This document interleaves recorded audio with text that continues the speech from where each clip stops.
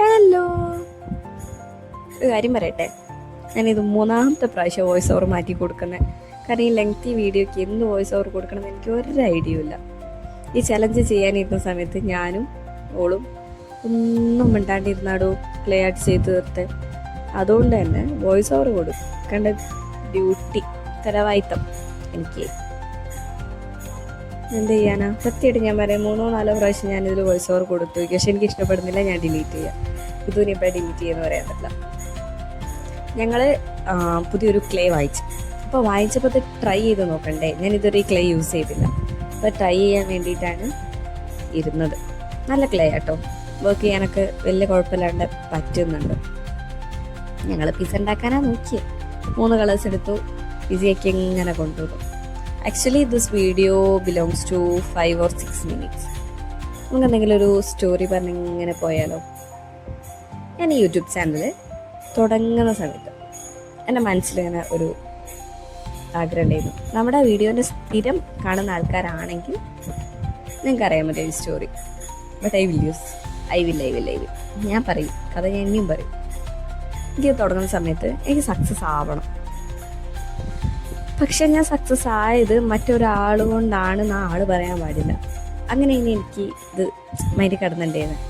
അപ്പം ഞാൻ എന്ത് ചെയ്ത്, ഞാൻ യൂട്യൂബ് ചാനൽ തുടങ്ങിയെന്ന് പറഞ്ഞാൽ, ഞാൻ ഈ ചാനൽ തുടങ്ങി എൻ്റെ അമ്മയ്ക്കും പിന്നെ one of my favourite person ഇയാൾക്കും അല്ലാണ്ട് വേറെ ആർക്ക് യൂട്യൂബ് ചാനലിൻ്റെ പേരോ ലിങ്കോ ഒന്നും അറിയില്ല. ഈവൻ എനിക്ക് യൂട്യൂബ് ചാനൽ ഉണ്ടെന്ന് പോലും എൻ്റെ ബെസ്റ്റ് സറൗണ്ടിങ്സിലുള്ള ആൾക്കാർക്ക് അറിയുന്നുണ്ടാവില്ല. കുറച്ച് പേർക്കൊക്കെ അറിയാം, പക്ഷെ അവർക്ക് ആർക്കും ഇതിൻ്റെ പേരറിയില്ല. എന്തുകൊണ്ടാണെന്ന് വെച്ചാൽ, ഞാൻ വിചാരിച്ചൊരു ലെവൽ ഓഫ് അച്ചീവ്മെൻ്റ് ഉണ്ട്.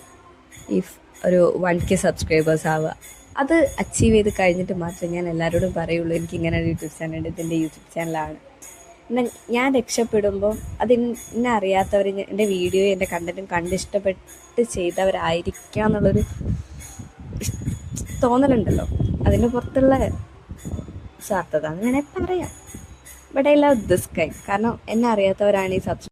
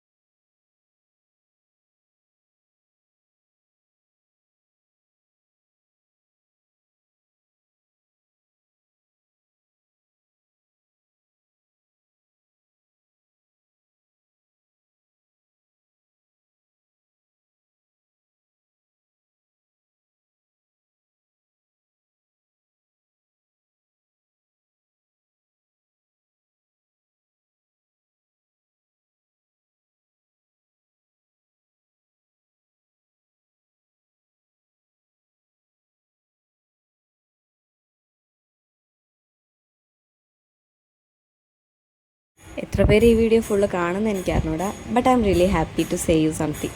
ഇത് ഞാൻ ഉണ്ടാക്കിയത്, മറ്റേത് എൻ്റെ അനിയത്തി ഉണ്ടാക്കിയത്. So which one is good, tell me. Thank U.